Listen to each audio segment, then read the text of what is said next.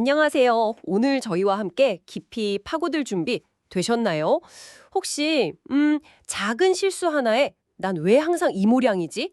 라면서 스스로를 막 몰아붙인 경험 다들 한 번쯤 있으시죠? 아, 있죠. 그럼요. 오늘은 바로 이런 인지 왜곡, 그러니까 우리 뇌가 현실을 제멋대로 해석해서 만들어내는 생각의 함정에 대해 이야기 나눠보려고 해요. 네, 오늘 저희가 분석할 자료가 바로 한 뇌과학 전문가의 인터뷰인데요.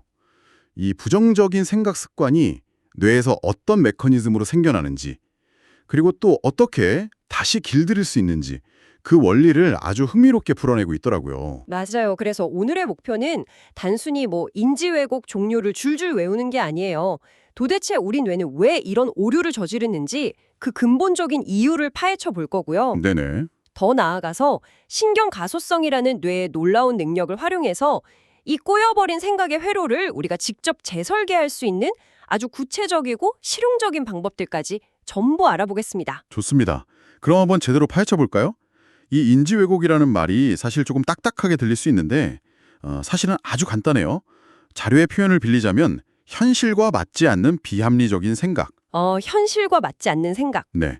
우리를 괴롭히는 감정의 거의 대부분이 사실 이 왜곡된 생각에서 시작된다고 해도 과언이 아니죠. 그중에서도 우리가 일상에서 가장 흔하게 빠지는 덫이 몇 가지 있다고 하더라고요.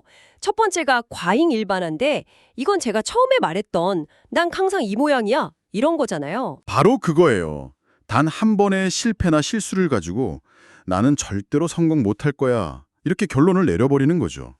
자료를 보면 늘, 항상, 반드시 같은 좀 극단적인 단어를 입에 달고 사는 분들이라면 이 과잉 일반화를 의심해 봐야 한다고 지적해요. 아, 두 번째는 흑백 논리네요. 성공하면 실패, 완벽하니면 쓰레기. 제 친구 중에도 발표 자료 만들 때 완벽하게 못할 것 같으면 아예 아, 시작도 안 하는 거예요. 네, 맞아요. 그런 친구가 있는데 이것도 흑백 논리라고 볼 수 있겠군요. 정확해요. 중간 지점이 없는 거죠. 내 편 아니면 무조건 적 이런 식으로요. 그러다 보니까 이제 타협점을 찾거나 유연하게 사고하기가 굉장히 어려워져요. 그리고 세 번째는 감정적인 추론인데 이건 정말 많은 분들이 공감하실 거예요. 어떤 건가요? 내 감정을 현실의 증거로 삼아버리는 거예요. 감정을 증거로요? 네. 예를 들어서 중요한 발표를 앞두고 너무 불안하니까 아, 이번 발표는 분명히 망할 거야 라고 단정짓는 거죠. 그냥 불안하다는 그 감정이 발표를 망칠 거라는 사실의 근거가 되어버리는 그런 오류예요. 아, 그리고 마지막 부정적인 필터. 와, 이건 정말 제 얘기 같아요. 아, 그러세요? 예전에 발표 끝나고 다들 너무 잘했다고 칭찬해 주는데 딱 한 분이 자료 글씨가 좀 작네요. 한마디 한 거에 꽂혀서. 이틀 동안 잠을 설쳤던 기억이 있어요. 9개의 칭찬은 다 날아가고 하나의 비판만 남는 거. 그게 바로 부정적인 필터가 작동한 순간이었군요. 맞아요. 마치 세상의 모든 긍정적인 정보는 다 걸러내고 부정적인 것만 쏙쏙 골라 담는 그런 어두운 색안경을 낀 것과 같아요. 이렇게 네 가지 유형을 듣고 보니 나도 저런데 싶은 순간이 진짜 많네요. 근데 문득 궁금해지는 게 있어요. 우리 뇌가 수백만 년에 걸친 진화의 산물이라면 당연히 생존에 유리하게 작동해야 할 텐데 왜 이렇게 스스로를 함정에 빠뜨리는 방향으로 작동하는 걸까요? 이거 일종의 버그나 고장으로 봐야 하나요? 아, 그게 정말 좋은 질문이에요. 자료에서는 그 원인을 뇌신경 네트워크의 오작동이라고 설명하거든요. 근데 여기서 말하는 오작동은 기계가 고장났다는 의미와는 조금 달라요. 오히려 뇌가 너무 학습을 잘해서 생기는 문제에 가깝죠. 학습을 너무 잘해서 문제가 생긴다고요? 그건 또 무슨 말이죠? 이 자료에서 정말 기가 막힌 비유를 하나 드는데 바로 인공지능의 딥러닝 모델이에요. 와, 뇌를 인공지능에 비유하다니요. 보통 AI를 만들 때 뇌를 모방한다고 생각하는데 반대로 AI의 결함을 통해서 뇌를 설명하는 건 정말 신선한 접근인데요? 그렇죠. 구체적으로 어떤 점이 비슷한 건가요? 인공지능 체포되게 편향되거나 폭력적인 데이터만 계속 학습시키면 나중에 이상한 답변을 내놓는다는 뉴스 보신 적 있죠? 아, 네네, 본 적 있어요. 우리 뇌도 똑같다는 거예요. 과거에 겪었던 부정적인 경험, 불안했던 기억, 실패의 순간들 이런 것들이 우리 뇌에는 전부 학습 데이터로 입력이 되는 거죠. 아, 그럼 그 편향된 데이터가 쌓이고 쌓여서 뇌 안에 어떤 특정 알고리즘, 그러니까 부정적인 방향으로 생각하는 회로를 만들어버린다는 거군요? 바로 그거예요. 부정적 필터 같은 회로가 한번 단단하게 굳어지면 그 후에는 비슷한 상황만 닥쳐도 거의 자동 반사적으로 부정적인 결론을 그냥 출력해버리는 거죠. 그 말씀은 즉 뇌 자체는 잘못이 없고 입력된 데이터가 문제였다는 거네요. 네, 그렇게 볼 수 있죠. 왠지 뇌에게 면죄부를 주는 것 같기도 한데 하지만 그렇다면 그 알고리즘이 너무 강력해서 우리가 빠져나올 수 없는 건 아닐까요? 그게 바로 핵심이에요. 이게 그냥 단순한 생각 습관이 아니라 자료에서는 이런 인지 왜곡이 우울증이나 불안장애 같은 정신질환을 유발하고 또 계속 유지시키는 핵심적인 원인이 될 수 있다고 경고하고 있어요. 잘못된 생각의 악순환이 뇌의 회로를 점점 더 두껍고 빠르게 만들어서 나중에는 현실과 생각의 괴리 속에서 길을 잃게 만드는 거죠. 이야기만 들어도 좀 아찔한데요. 그럼 우리는 과거 경험이 만들어낸 이 잘못된 회로에 그냥 평생 갇혀 살아야만 하는 걸까요? 한번 만들어진 길은 바꿀 수 없는 건가요? 전혀 그렇지 않아요. 아, 정말요? 네, 바로 이 지점에서 뇌의 가장 위대하고 희망적인 능력, 신경 가소성이 등장합니다. 신경 가소성이요? 네, 뉴로플라스티시티. 뇌는 한번 굳으면 변하지 않는 돌 같은 기관이 아니라 새로운 자극과 훈련을 통해 스스로 구조를 바꾸고 새로운 길을 만들어내는 찰흙과 같아요. 와, 뇌의 길을 새로 낼 수 있다니 정말 다행이네요. 그럼 그 구체적인 방법들이 궁금한데요. 자료에서는 첫 번째로 인지행동치료, CBT를 제안하고 있죠. 네, 이름은 좀 어려워 보이지만 원리는 아주 간단해요. 부정적인 생각이 불쑥 떠올랐을 때 그걸 진실로 그냥 받아들이지 않고 잠시 멈춰서 탐정처럼 질문을 던지는 거예요. 나는 항상 실패해 라는 생각이 들면 잠깐 내가 정말 항상 실패했나? 아니잖아. 지난주에 그 프로젝트는 성공시켰잖아. 이렇게 반박 증거를 찾아보는 거군요. 맞아요. 이 생각이 100% 사실이라는 객관적인 증거가 있는가? 혹시 이건 흑백 논리 아닐까? 하고 내 생각에 태클을 거는 거죠. 자료에 따르면 대부분의 사람들은 이 검토 과정 없이 부정적인 생각을 그대로 믿어버리고 신념으로 굳혀버린대요. 아, 하지만 내 생각이 사실이 아니라 그냥 오류일 수 있다는 걸 알아차리는 것. 그것만으로도 그 부정적인 신경망의 연결은 약해지기 시작해요. 알아차리는 게 모든 변화의 시작이라는 말이군요. 두 번째 방법은 관찰 명상이던데 이건 인지행동 치료랑은 어떻게 다른가요? 관찰 명상의 핵심은 판단 없이 바라보기예요. 판단 없이요? 네.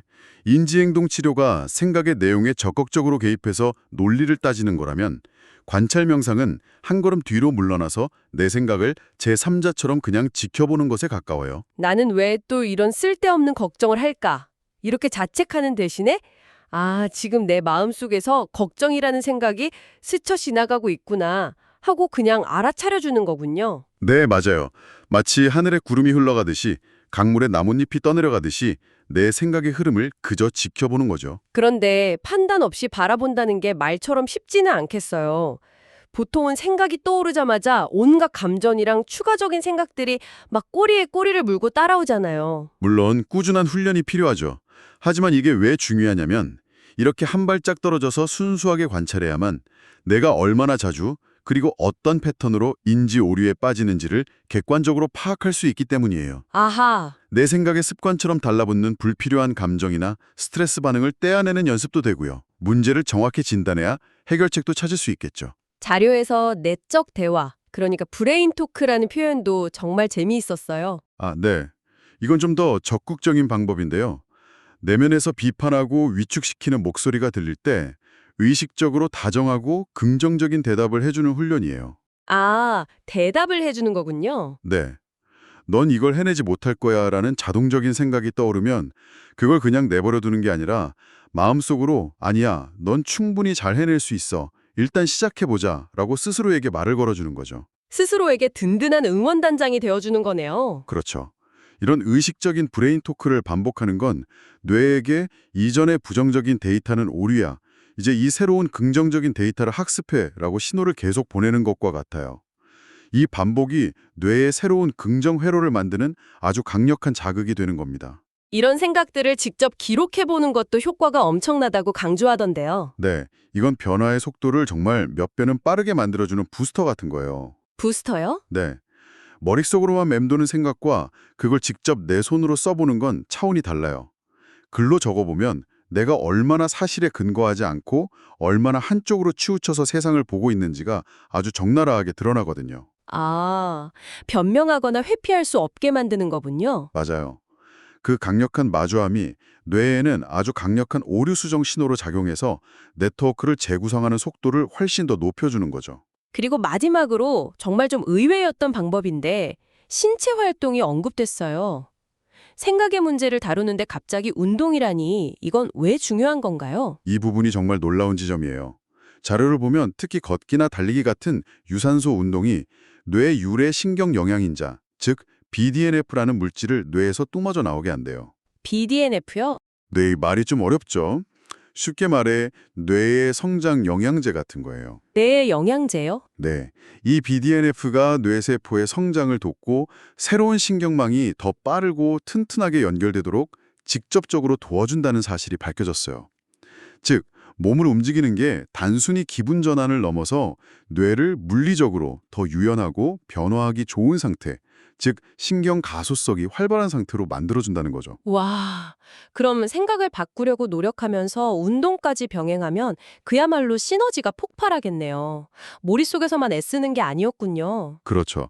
이렇게 생각을 질문하고 명상하고 긍정적으로 대화하고 기록하고 심지어 몸까지 움직여가며 노력했을 때 우리는 궁극적으로 무엇을 얻게 될까요? 이 모든 노력의 끝에 어떤 보상이 기다리고 있을까요? 자료에서는 뇌를 예측 기계이자 시뮬레이션 기관이라고 표현하던데 이 관점에서 보면 답이 나오는 것 같아요. 맞아요. 우리 뇌는 끊임없이 앞으로 일어날 일을 예측하고 최적의 대응을 시뮬레이션해요. 그런데 만약 그 시뮬레이션 모델 자체가 인지 오류라는 버그로 가득하다면 당연히 엉뚱한 결과를 내놓고 현실과 맞지 않는 예측을 하게 되겠죠. 잠깐만요. 그럼 이걸 뒤집어 보면 정말 소름 돋는 이야기네요. 만약 내 인생은 왜 이렇게 꼬이지? 라고 느끼는 분이 있다면 그건 세상이 나를 힘들게 하는 게 아니라 내 뇌에 예측 프로그램에 버그가 있어서 계속 잘못된 시뮬레이션을 돌리고 있다는 뜻이잖아요. 와, 정확합니다. 이건 정말 관점을 완전히 바꾸는 이야기인데요. 바로 그겁니다. 인지 왜곡을 교정한다는 건 내 뇌의 예측 모델을 최신 버전으로 업그레이드하는 것과 같아요. 현실을 더 정확하게 판단하고 예측할 수 있게 되니 당연히 더 나은 선택과 결정을 내릴 수 있게 되는 거죠. 보세요. 내 생각 속에서 이건 무조건 틀렸어 같은 흑백 논리나 당신은 항상 그런 식이야 같은 과잉 일반화를 사용하는 걸 멈추는 훈련을 계속하면 어떻게 될까요? 아, 내면에서 쓰는 언어가 결국 외부로 드러나는 언어에도 영향을 미치겠군요. 그렇습니다. 자연스럽게 다른 사람과 대화할 때도 그런 극단적인 표현을 덜 쓰게 돼요. 내 생각의 오류를 줄이는 것이 곧바로 다른 사람과의 오해와 갈등을 줄이는 가장 확실한 방법이 되는 셈이죠. 인지 왜곡의 정체부터 뇌를 훈련시키는 구체적인 방법까지 정말 알찬 이야기들을 나눴네요. 가장 중요한 핵심은 단 하나인 것 같아요. 우리의 뇌는 결코 고정되어 있지 않다는 것. 과거의 경험이 지금의 나를 만들었을지라도 오늘의 작은 훈련 하나가 미래의 나를, 미래의 뇌를 바꿀 수 있다는 사실이죠. 네. 우리는 자신의 생각 패턴을 얼마든지 적극적으로 설계하고 바꿀 수 있는 힘을 가진 존재라는 것. 그럼 마지막으로 생각해볼 질문을 하나 던져드리면서 마무리할게요. 자료에서는 내면의 생각 패턴이 다른 사람과의 소통에 직접적인 영향을 미친다고 했잖아요. 혹시 당신이 누군가와 반복적으로 겪는 갈등이나 소통의 어려움이 사실은 당신 내면의 흑백 논리나 부정적 필터 같은 인지 왜곡이 거울처럼 상대방에게 비춰진 결과는 아닐까요? 그 사람을 바꾸려고 애쓰기 전에 내 안에 그 생각 패턴을 먼저 들여다본다면 두 사람의 관계에는 과연 어떤 변화가 시작될까요?